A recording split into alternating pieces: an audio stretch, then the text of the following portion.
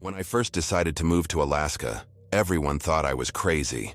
I mean, who willingly chooses to live in one of the most remote places on Earth? But to me, the idea of being alone in the wild sounded like an adventure, a chance to escape the noise and busyness of the city. I've been saving up for years, and when I finally found a cabin in the middle of nowhere, I jumped at the chance. The journey to my new home was long and exhausting. First, there was the flight to Anchorage, followed by a small propeller plane that landed on a snow-covered runway in a tiny village. From there, I had to take a snowmobile ride that seemed to go on forever, the cold wind biting at my face even through my thick scarf. But when we finally arrived at the cabin, all that discomfort melted away. The cabin was perfect, just like I'd imagined. It was a sturdy wooden structure with a sloping roof, nestled among tall, snow-covered trees. The front porch faced a vast expanse of wilderness, with mountains in the distance and not a single sign of civilization as far as the eye could see. It was exactly what I wanted, a place where I could be alone, surrounded by nature. Inside, the cabin was cozy and warm. There was a wood-burning stove in the corner, already lit and filling the room with a comforting crackling sound. A simple kitchen area with wooden cabinets and a small table sat to one side, and a comfortable-looking armchair was positioned near the stove.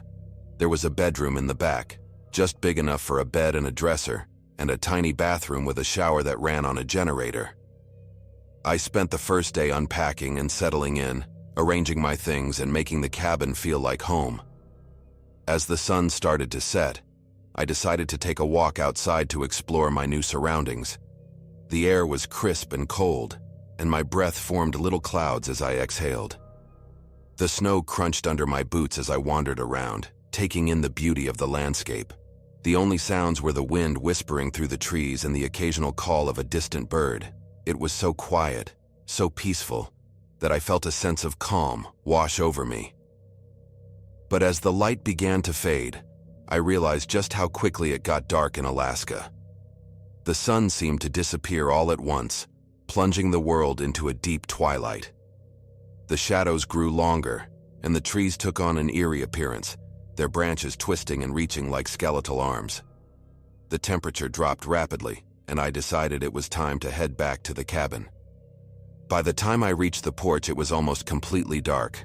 I fumbled with the key, my fingers numb from the cold, and quickly stepped inside. The warmth of the cabin was a welcome relief, and I took a moment to thaw out by the stove. I hadn't realized just how cold it could get at night, even though I'd been warned about the harsh Alaskan winters. I made a mental note to be more careful in the future. After heating up a simple dinner of canned soup, I sat down in the armchair with a book I'd brought along.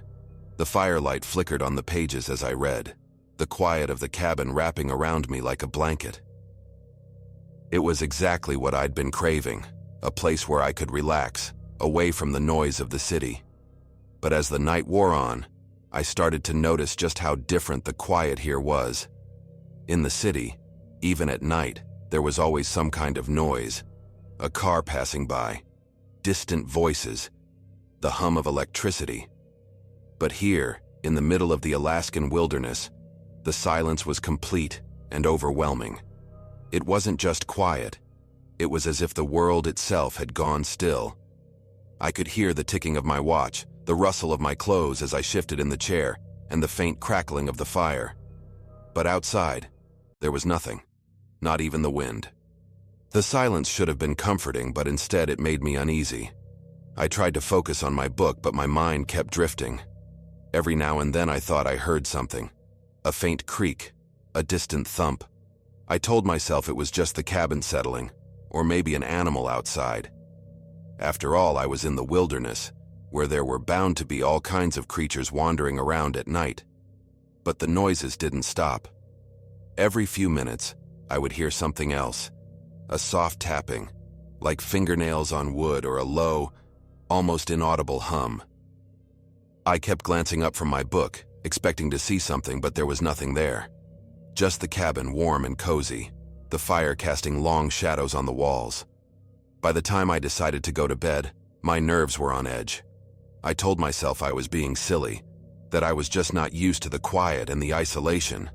I'd lived in the city my whole life, surrounded by people and noise, and this was a big change. I just needed time to adjust. I checked the locks on the door and windows, making sure everything was secure before heading to the bedroom. The bed was soft and comfortable, and I should have fallen asleep right away, but I couldn't shake the feeling that something wasn't right. The silence that had seemed peaceful earlier now felt oppressive, like it was pressing down on me. I lay there in the dark, listening to the sounds of the cabin. The creaking of the floorboards, the occasional pop of the fire in the other room, and, faintly, that same tapping sound I'd heard earlier. It was rhythmic, like someone knocking on a door, but so soft I wasn't sure if I was imagining it. My heart started to race and I sat up, straining to hear better. The tapping continued, steady and deliberate, but I couldn't figure out where it was coming from. It sounded like it was right outside the bedroom door, but when I got up to check, there was nothing there. The door was closed, the cabin was still, and the tapping had stopped. I told myself again that it was just the cabin settling, or maybe a tree branch brushing against the wall. I was in the middle of the woods after all. But as I climbed back into bed, I couldn't shake the feeling that I wasn't alone. The hairs on the back of my neck stood up, and I pulled the blankets up to my chin, trying to convince myself that everything was fine. Eventually, exhaustion won out, and I drifted off to sleep. But even in my dreams, the tapping sound followed me, like a distant echo I couldn't escape. And when I woke up the next morning, the first thing I did was check the locks again, just to be sure. That was the first night in my new home, and though I didn't know it then, it was only the beginning of the strange and unsettling things that would happen. Living in the middle of nowhere, surrounded by nothing but wilderness, wasn't going to be the peaceful escape I'd imagined. In fact, it was going to be something much, much darker. The snowstorm hit harder than I expected, turning my little slice of Alaskan paradise into a frozen white wilderness. I had always heard that Alaskan winters were harsh, but this storm was something else. It snowed for days, piling up so high against my cabin that I could barely see out the windows. The wind howled like a wild animal, shaking the cabin and making it creak.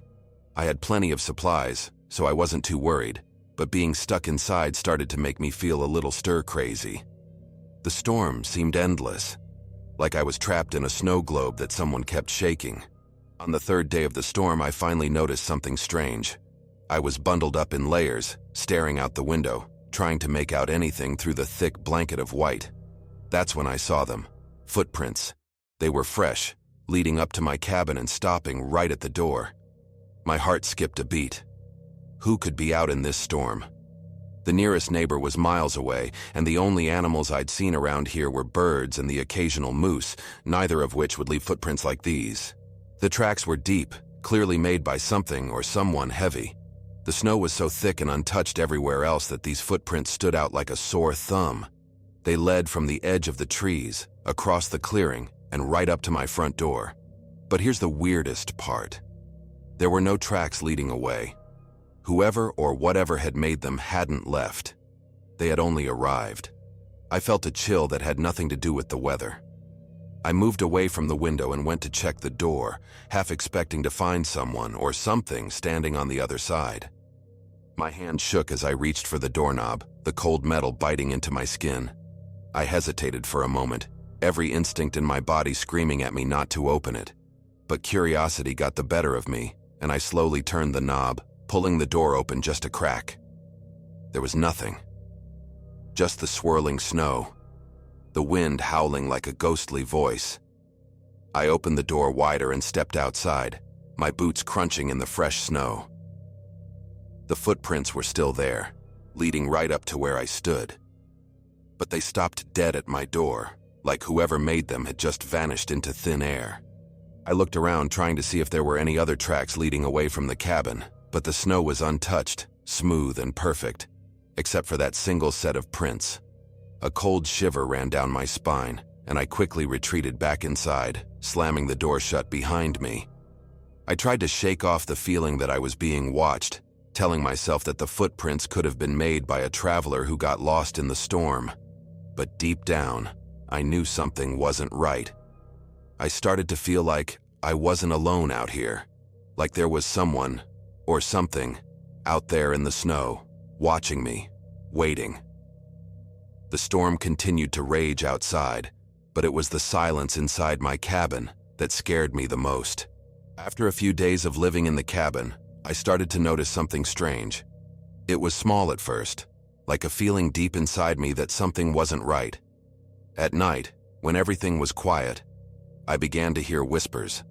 They were so faint that at first I thought it was just the wind playing tricks on me. The wind can be fierce here in Alaska, especially at night, and it often howls through the trees like a wild animal. But this was different. The first time I heard it, I was lying in bed trying to sleep. The wind was strong that night, rattling the windows and making the cabin creak. I pulled the blankets up to my chin, listening to the wind's roar. Then, beneath the noise of the wind, I heard something else. Something soft and eerie. It was like a voice, but it wasn't clear enough to understand. It almost sounded like someone was trying to speak to me, but the words were just out of reach. I sat up in bed, straining my ears to catch the sound again, but it was gone. It's just the wind, I told myself, trying to push away the uneasy feeling growing in my chest. I lay back down and eventually fell asleep, but the whispers stayed in my mind, echoing in my dreams. The next night, it happened again. I was reading by the fire when I heard it. That same faint whisper. This time it seemed a little louder, a little closer. I turned off the lamp and listened carefully. The whispers floated through the wind, almost as if they were coming from all around the cabin. I couldn't make out any words, but the tone sounded urgent, like someone was trying to tell me something important. I felt a chill run down my spine, and I got up to check the doors and windows, making sure everything was locked tight. As the nights passed, the whispers grew louder. They became almost a regular part of my evenings, always starting when the sun went down and the wind picked up.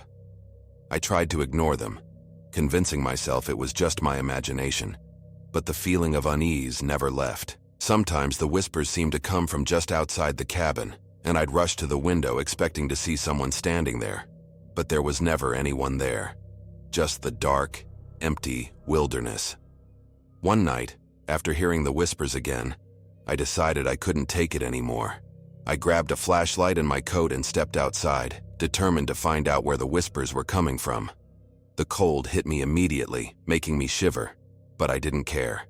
I walked around the cabin, shining the flashlight into the trees and calling out, "Hello? Is anyone there?" The wind answered with its usual howl, but the whispers had stopped. It was as if they knew I was looking for them. I stood there in the snow, feeling foolish, but also frustrated. Something was out there, I was sure of it, but I couldn't figure out what it was. After a while, I gave up and went back inside, locking the door behind me. I tried to shake off the fear, telling myself that it was just the wind, just my mind playing tricks on me.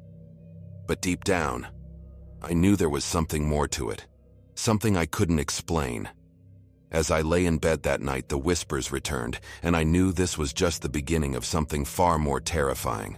When I woke up that morning, everything seemed normal at first. The fire in the wood stove had died down, leaving just a few glowing embers. I could see my breath in the cold air as I bundled up in my thick coat and stepped outside to collect more firewood. The snow around the cabin was untouched, except for one thing. The footprints I had seen the day before were gone. Every last one of them had vanished without a trace. This wasn't the first time I'd noticed these mysterious tracks. They were human-sized, and I'd initially assumed they were from a local hunter or someone passing through. But as the days went by, I grew more uneasy. The footprints appeared when the snow was fresh, and always in the same spot, starting a few feet from my cabin door and trailing off into the forest. It was as if someone, or something, was coming closer and closer each night. But today, the footprints were completely gone. The snow was perfectly smooth, like a white blanket covering everything around me. I stood there for a long moment, staring at the empty space where the tracks had been, trying to make sense of it. How could they just disappear? There hadn't been any fresh snowfall, and the temperature had stayed well below freezing, so the snow hadn't melted. It was as if the tracks had been erased overnight, leaving no sign that anyone or anything had been there at all. Feeling the hairs on the back of my neck stand up, I walked around the cabin, scanning the area for any clues. I looked for any sign that might explain what had happened: broken branches, disturbed snow, anything. But everything looked undisturbed, almost too perfect. The more I searched, the more unsettled I became. It was like the forest was playing tricks on me, covering up its secrets. As I walked back toward the cabin, something caught my eye in the distance. A shadowy figure stood just at the edge of the tree line, barely visible through the thick trees. My heart skipped a beat, and I froze, squinting to get a better look. The figure was tall and dark, blending in with the shadows of the forest. I couldn't make out any details, but I could feel its gaze fixed on me. I took a cautious step forward, and as soon as I did, the figure seemed to dissolve into the trees, disappearing just as suddenly as it had appeared. My heart was racing now. I wasn't sure if I had really seen someone, or if my mind was playing tricks on me. Maybe it was just a shadow cast by the early morning light, but deep down, I knew it was more than that. I hurried back inside the cabin, bolting the door behind me. My hands were shaking as I poured myself a cup of coffee, trying to calm my nerves. But I couldn't shake the feeling that something was watching me, something that didn't want me there. For the rest of the day, I stayed inside, glancing out the windows every few minutes, half expecting to see that shadowy figure again. But the woods were quiet, almost too quiet, and the snow remained untouched. The footprints were gone, but the sense of unease stayed with me, growing stronger with each passing hour. I couldn't help but wonder if the vanishing tracks were a warning, a sign that something was coming. And I wasn't sure I was ready to face it. It was just another cold Alaskan morning when I stepped outside my cabin. The air was crisp, and the snow crunched beneath my boots as I made my way toward the woodpile. As I approached the edge of the clearing, something caught my eye. The trees that surrounded my cabin, the ones that had always seemed so sturdy and protective, now had strange symbols carved into their bark. The markings were jagged, almost as if someone had taken a knife and angrily slashed them into the wood. I felt a chill run down my spine as I examined the carvings more closely. The symbols were unlike anything I had ever seen before. They were a mix of shapes and lines that didn't make any sense to me.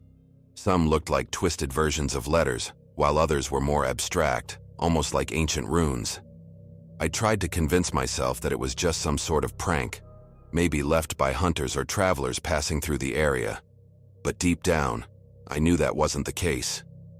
No one came this far out into the wilderness.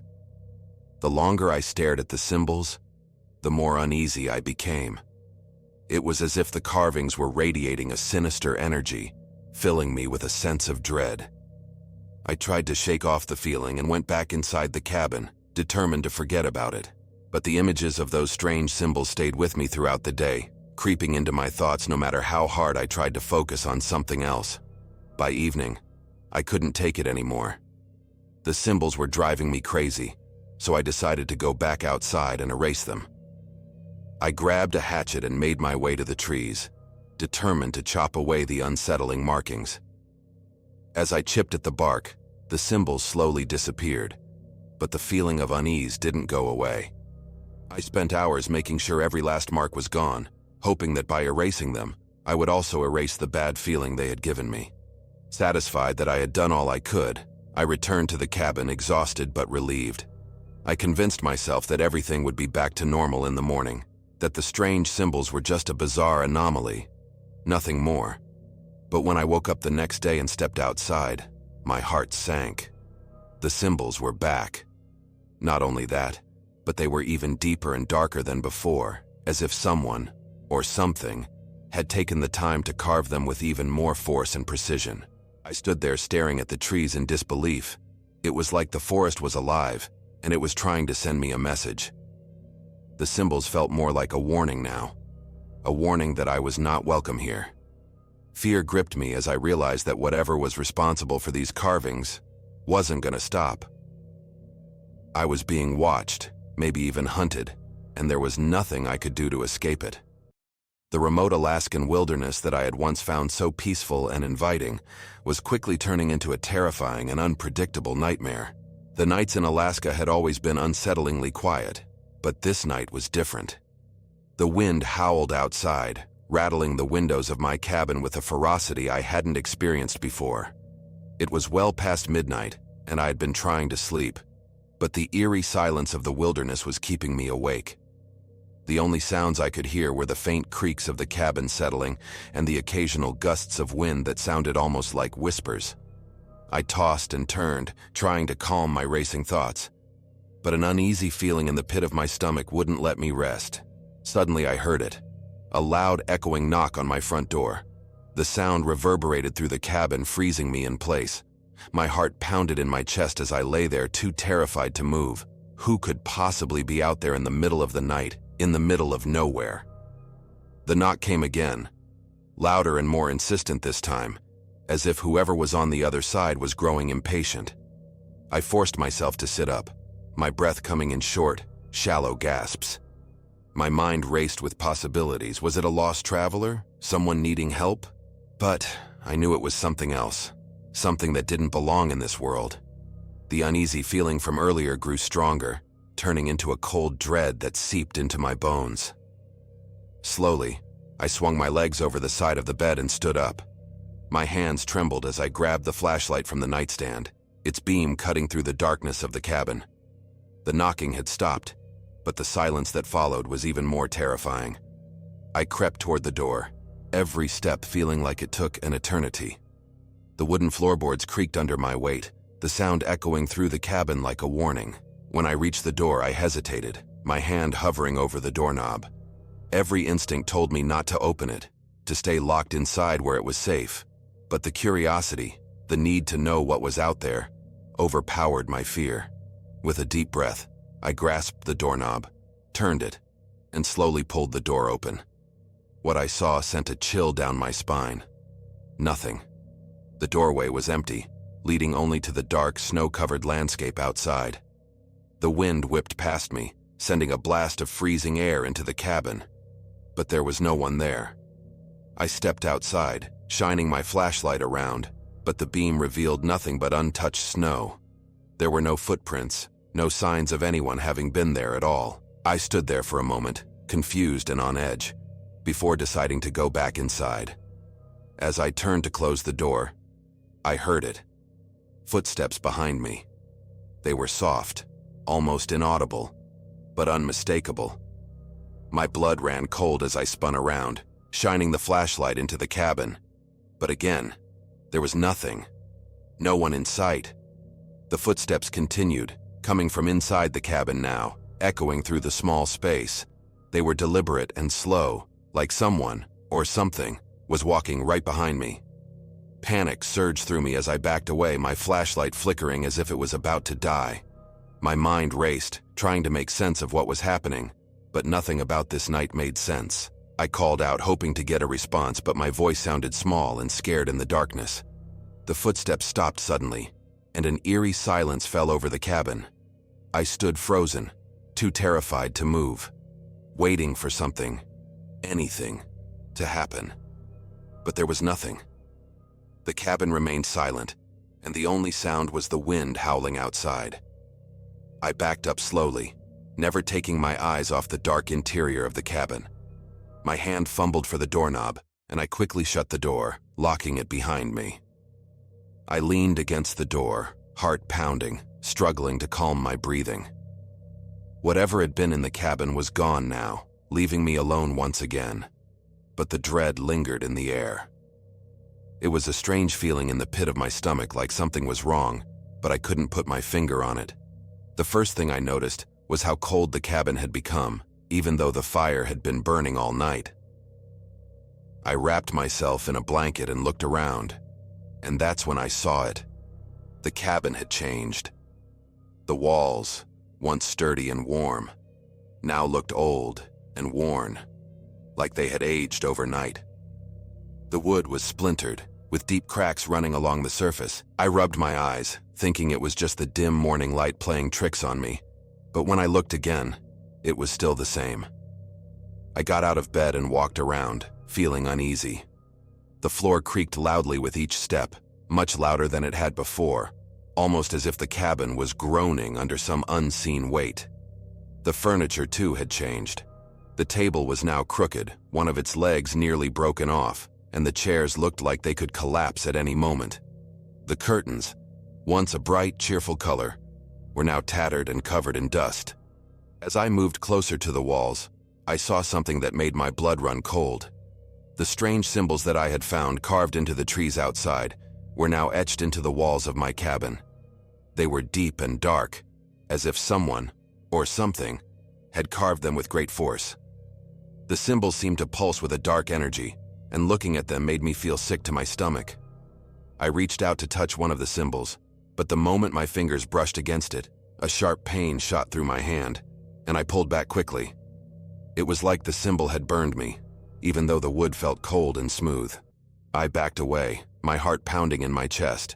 I knew I had to get out of there, but something was holding me back, some invisible force that seemed to be keeping me inside the cabin.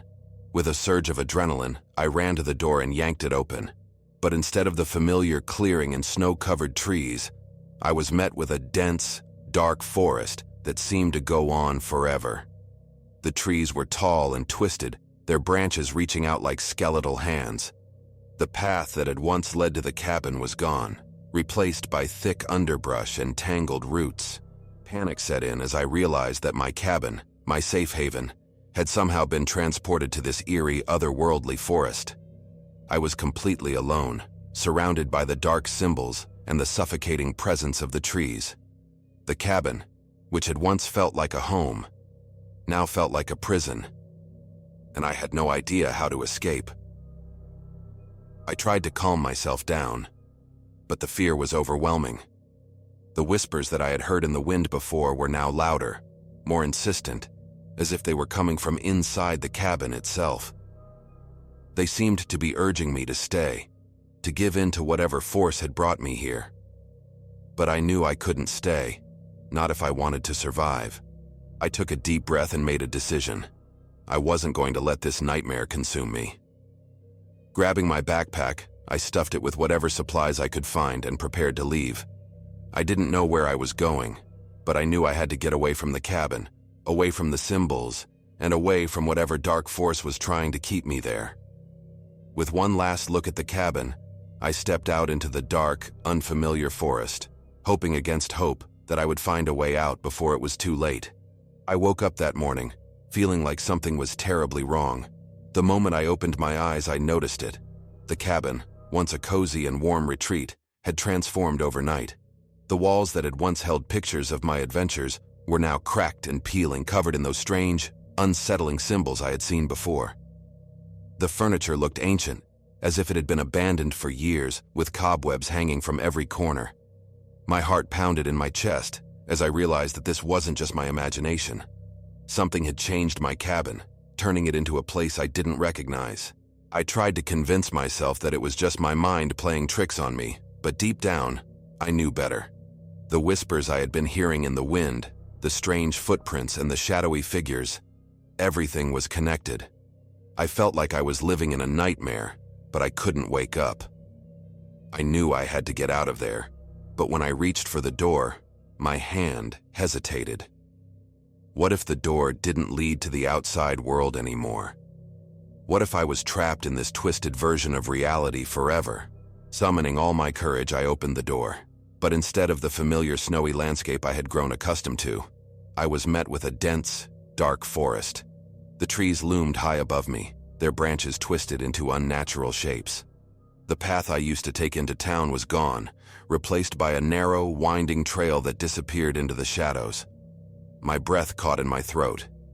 I had no idea where I was or how to get back to the life I once knew. But I couldn't stay in the cabin any longer. I had to move, to find a way out before whatever was out there found me first. I grabbed my backpack, stuffed it with whatever supplies I could find, and stepped out into the cold, eerie silence of the forest.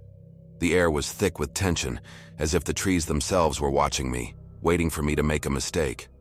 As I walked, the whispers returned, growing louder with every step I took.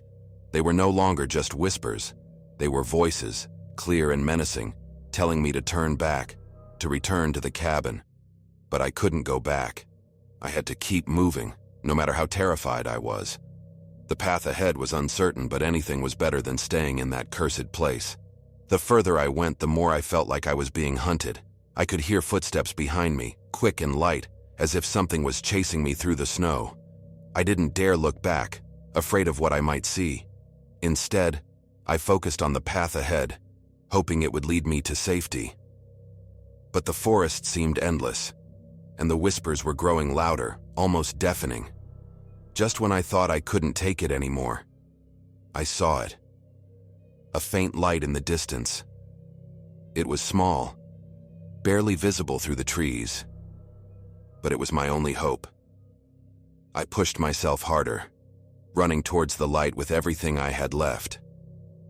The voices were screaming now, but I didn't listen. I had to reach that light. It was my only chance. Finally, I broke through the trees and stumbled into a clearing. The light was coming from a small outpost, a place I had never seen before. Inside, I could see people. Real, living people. They waved me over, shouting for me to hurry. With one last burst of energy, I sprinted to the outpost and collapsed into their arms. I had made it. I was safe. As they helped me inside, I felt the warmth of the fire and the comfort of being surrounded by others. But even as I sat there, finally free from the horrors of the forest, I couldn't shake the feeling that something was still watching me. And as I looked back towards the dark woods, I could still hear those whispers, faint but unmistakable, reminding me that I had escaped, but not entirely. The people inside told me they had been in the area for a while, trying to find a way out of the strange events that had trapped us all. They didn't have all the answers, but they knew that sticking together was our best chance. For the first time in what felt like forever, I allowed myself to relax, to believe that the worst was behind me. But even as I sat by the fire, warming my frozen limbs, I couldn't shake the feeling that something was still out there. I glanced back at the door, and for a moment, I thought I saw a shadow flicker just beyond the window. The whispers on the wind were faint now, barely audible over the crackling of the fire, but they were still there, a haunting reminder of what I had escaped. I knew that I had survived something beyond explanation, something that would stay with me forever. The nightmare was over, but its memory would linger in the darkest corners of my mind, a constant reminder of the horrors that lurk in the Alaskan wilderness. I was safe, but I would never be the same. Thanks for watching. Don't miss out on more spine-chilling tales. Subscribe now for weekly scares. Hit that red button and join our journey into the unknown.